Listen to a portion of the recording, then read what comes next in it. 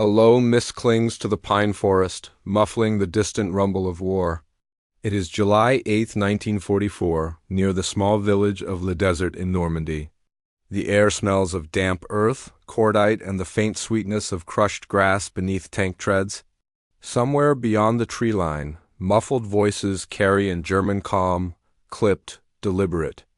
The camera glides low through the morning haze until it finds him.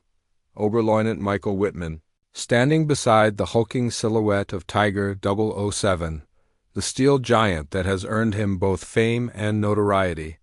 He rests one gloved hand on the glacis plate, his breath steady in the chill air, eyes narrowed as if reading the invisible movements of the battlefield through instinct alone.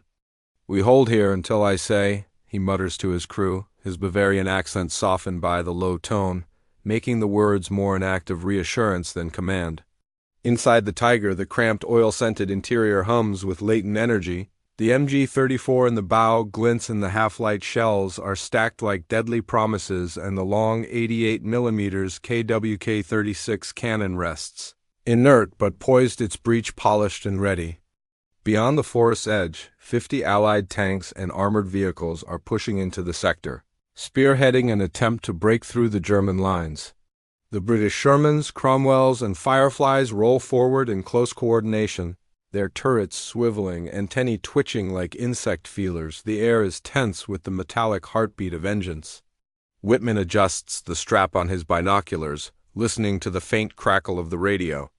His loader, Balthasar Wall, leans close. 50, you think?" There's a half-grin, half-wince in his voice. Whitman doesn't answer.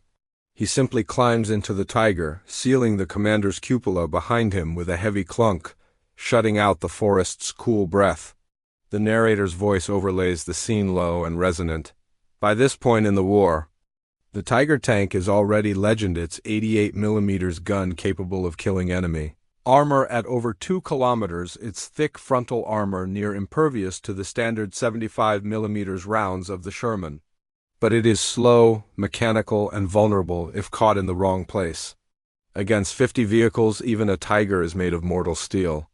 Inside, the crew speak in short, efficient bursts, driver Sepp Soa easing the heavy machine forward, gears grinding low, while radio operator Haflinger monitors intercepted chatter. Each man knows his role by muscle memory. Each is aware of the stakes. There is no room for doubt in the Tiger's belly. The first sighting comes as they crest a shallow rise beyond the woods. Through the commander's periscope, the Allied column stretches across the open fields in staggered formation. The morning sun glances off their armor, dazzling like a line of moving mirrors. Whitman marks the lead vehicle, a Sherman Firefly, the most dangerous of them all, mounting a high-velocity 17-pounder gun. "Target, 12 o'clock, 800 meters, he calls. Wall slams a shell into the breach, the metallic click echoing in the confined space. "On the way!" The 88 roars, the blast rocking the Tiger, smoke curling from the muzzle brake. Through the optics, Whitman watches the Firefly erupt in an orange blossom of flame, turret lifting slightly before settling at an unnatural angle. The Allies react instantly, their formation fracturing into motion, some swerving for cover, others accelerating to flank. British tank commanders bark into radios, trying to identify the attacker's position. But in the confusion, the Tiger's low silhouette and the morning haze conceal it just long enough for a second shot to smash into a Sherman-S frontal plate, hurling debris into the sky. Soa keeps the Tiger moving, slow but deliberate, using the uneven terrain as partial concealment. Each kill buys seconds, each second a lifeline. From within, the clamor is deafening, spent shell casings clanging to the floor. The loader's grunts as he wrestles fresh rounds into place, the hiss of the ventilation fan clearing cordite fumes. Outside, Allied rounds begin slamming into the Tiger's armor, ringing like sledgehammers on an anvil. Most bounce or shatter, but one penetrates the Scherzen skirt along the side, sending a jolt through the crew. Whitman steadies them with a calm, almost conversational tone. "Stay with me. Keep the gun hot." A Cromwell attempts a wide flank to the left, its nimble chassis bounding over a hedgerow. Whitman swings the turret manually to track it. The crosshairs drift, settle, and with a flash, the Cromwell is torn apart mid-motion, its turret cartwheeling into the grass.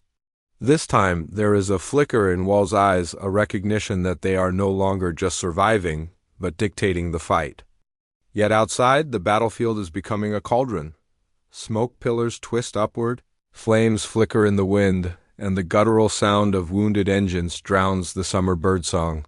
The narrator's voice returns, underscoring the visual carnage. In less than 15 minutes, Whitman and his crew disable or destroy more than a dozen armored vehicles.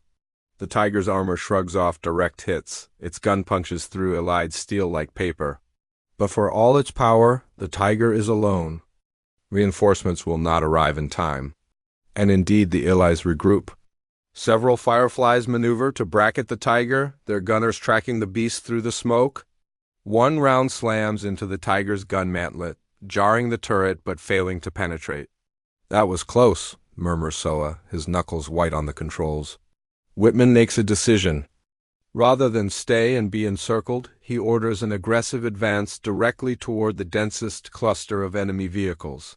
Gambling that speed and shock will break their aim, the Tiger lurches forward, the ground trembling under its 45-ton bulk.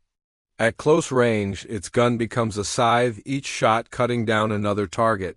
A half-track explodes in a fountain of sparks. An M10 tank destroyer catches fire before it can align its gun. But the cost of proximity is exposure. Rounds hammer the Tiger from all sides now, chipping away at vision blocks, denting the skirts, scarring the glacis. Over the roar, Whitman shouts to his crew, "One more, then we pull back!" The final shot blasts a Sherman into a burning hulk, blocking the road and forcing the Allied column to scatter. Using the sudden gap, Soa pivots hard, the Tiger retreating behind a line of hedgerows. Enemy rounds continue to chase them, plowing into earth and foliage, but the Tiger vanishes into the mist from which it came. The surviving Allies hold the field but are left stunned, their advance slowed by the wreckage strewn across the narrow approaches. As the camera pulls away, smoke curling from dozens of smoldering vehicles, the narrator's voice softens. Did one Tiger truly beat 50 tanks? Not in the strict count, for many Allied vehicles survived and fought on. But in those minutes, Michael Whitman's audacity halted a far superior force, buying precious time for the German defense. In war, sometimes victory is not the destruction of the enemy, but the denial of his momentum. Inside the Tiger, the crew sits in the shadowed calm after battle, breathing hard, hands still trembling from the adrenaline. Whitman peers through the narrow slit of his periscope at the smoke rising in the distance, his face unreadable. He knows this war is far from over, that today's survival is only a pause in the inevitable. Yet for now, in the small, oil-scented world of Tiger 007, they have lived through the impossible.